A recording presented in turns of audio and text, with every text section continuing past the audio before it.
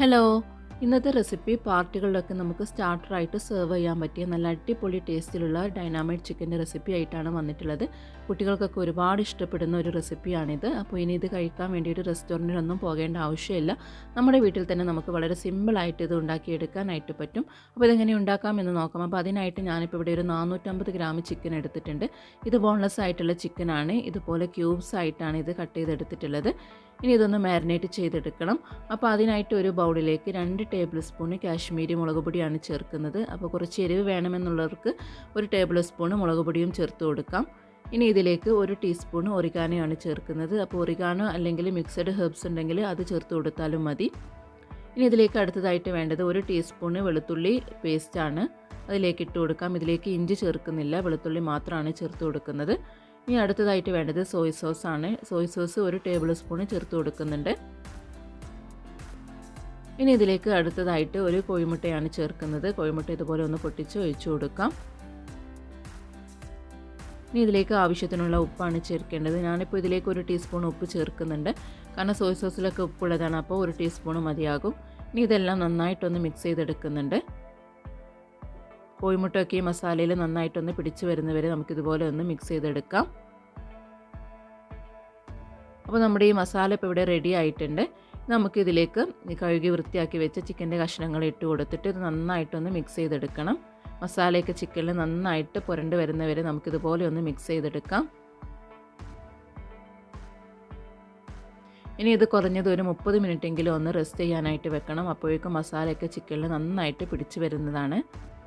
ഈ സമയം നമുക്ക് ചിക്കൻ ഒന്ന് കവർ ചെയ്തെടുക്കാനുള്ള മാവ് ഒന്ന് തയ്യാറാക്കിയെടുക്കാം. അപ്പോൾ അതിനായിട്ട് ഒരു ബൗളിലേക്ക് 1/2 കപ്പ് മൈദയാണ് ഇട്ട് കൊടുക്കുന്നത്. ഇനി ഇതേ അളവിൽ തന്നെ 1/2 കപ്പ് കോൺഫ്ലോറും ഇട്ട് കൊടുക്കാം.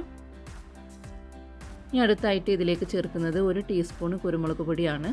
അപ്പോൾ എരിവ് എത്രയാണ് വേണ്ടത് അതിനനുസരിച്ചിട്ട് ചേർത്ത് കൊടുക്കാം. ഇനി ഇതിലേക്ക് അടുത്തായിട്ട് കുറച്ച് ഉപ്പാണ് ചേർക്കുന്നത്. ഒരു 1/2 ടീസ്പൂൺ ഈ മാവിലേക്കുള്ള ഉപ്പാണ് ചേർക്കുന്നത്. ഇനി ഇതെല്ലാം നന്നായിട്ടൊന്ന് മിക്സ് ചെയ്തെടുക്കുന്നുണ്ട്. ഇനി 30 മിനിറ്റ് കഴിഞ്ഞിട്ടുണ്ട്. ചിക്കനൊക്കെ നന്നായിട്ട് മാരിനേറ്റ് ആയിട്ട് കിട്ടിയിട്ടുണ്ട്. ഇനി ഇതിൽ നിന്ന് ഓരോ പീസും എടുത്തിട്ട് നമ്മൾ ഈ തയ്യാറാക്കി വെച്ച മാവിലേക്ക് ഇട്ടിട്ടൊന്ന് കവർ ചെയ്തെടുക്കാം.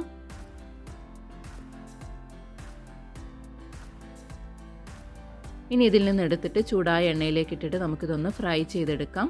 ഇതിപ്പോൾ ഓയിലാണ് ഫ്രൈ ചെയ്തെടുക്കുന്നത്.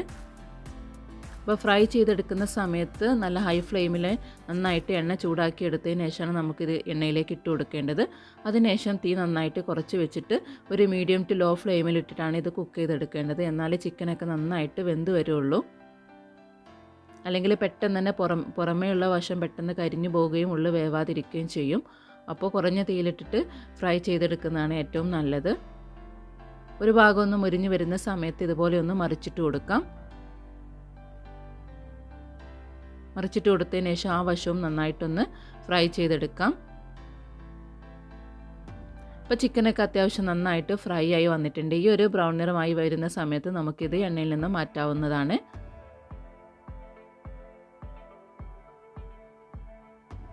ഇനി ഇതേ രീതിയിൽ തന്നെ നമുക്ക് ബാക്കിയുള്ള ചിക്കനൊക്കെ ഒന്ന് ഫ്രൈ ചെയ്തെടുക്കാം.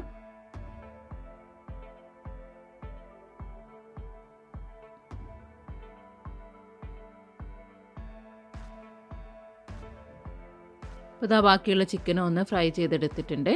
ഇതിപ്പോൾ ഇവിടെ റെഡി ആയിട്ടുണ്ട്. നമുക്കിത് എണ്ണയിൽ നിന്നും മാറ്റാം. ചിക്കൻ എല്ലാം ഇതേ രീതിയിൽ ഫ്രൈ ചെയ്തെടുത്തിട്ടുണ്ട്. ഇനി നമുക്ക് ഇതിലേക്കുള്ള ഒരു സോസ് തയ്യാറാക്കണം. അപ്പോൾ അതിനായിട്ട് ഒരു ബൗളിലേക്ക് ഞാനിപ്പോൾ ഒരു 3/4 കപ്പോളം മയോണൈസാണ് എടുത്തിട്ടുള്ളത്. ഇതിപ്പോൾ ഹോം മെയ്ഡ് മയോണൈസാണ്, പ്ലെയിൻ മയോണൈസാണ് ഇത് ഉണ്ടാക്കിയിട്ടുള്ളത്. അതിലേക്ക് ഒരു ബൗളിലേക്ക് ഒഴിച്ചു കൊടുക്കുന്നുണ്ട്.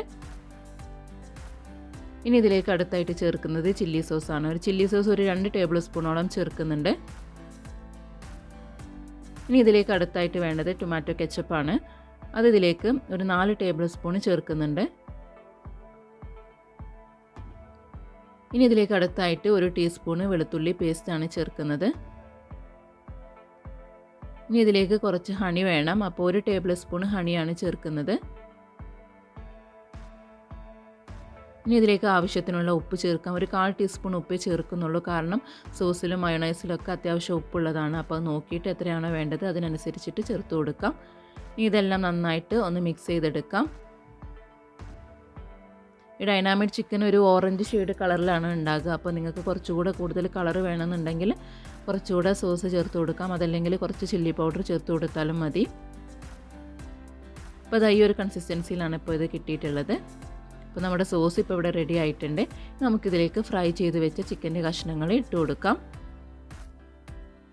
ഇനി ഇത് ഈ ചിക്കനിൽ നന്നായിട്ട് ഒന്ന് മിക്സ് ചെയ്തെടുക്കണം. അതായത് ചിക്കനൊക്കെ ഈ സോസിൽ നന്നായിട്ടൊന്ന് കവർ ചെയ്തെടുക്കാം. നല്ല ടേസ്റ്റി ആയിട്ടുള്ളൊരു ചിക്കൻ്റെ റെസിപ്പിയാണ് കേട്ടോ ഇത്. കുട്ടികൾക്കൊക്കെ ഇത് ഒരുപാട് ഇഷ്ടപ്പെടും. നല്ല റെസിപ്പിയാണ്, നിങ്ങൾക്ക് എന്തായാലും ഇത് ഇഷ്ടപ്പെടും. ഒരു പ്രാവശ്യമെങ്കിലും നിങ്ങളൊന്ന് ട്രൈ ചെയ്ത് നോക്കണം. നമുക്ക് പാർട്ടികളൊക്കെ നമുക്ക് സ്റ്റാർട്ടറായിട്ട് സെർവ് ചെയ്യാൻ പറ്റിയ നല്ല അടിപൊളിയൊരു ഡിഷാണിത്.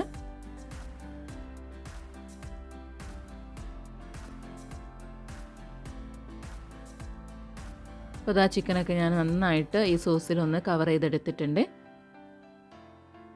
ഇതിപ്പോൾ ഇവിടെ റെഡി ആയിട്ടുണ്ട്. നമുക്കിതൊന്ന് സെർവ് ചെയ്യാം.